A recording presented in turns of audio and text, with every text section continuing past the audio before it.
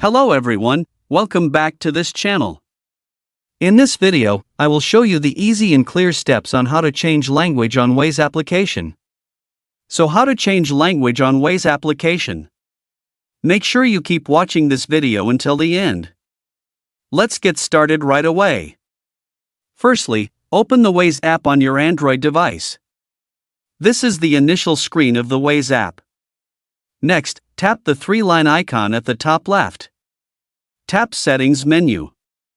Tap General menu. And tap Language. Here there are many languages that you can use. So that's it, tutorial how to change language on Waze application. Thank you for watching. I hope this video was helpful. See you in the next video.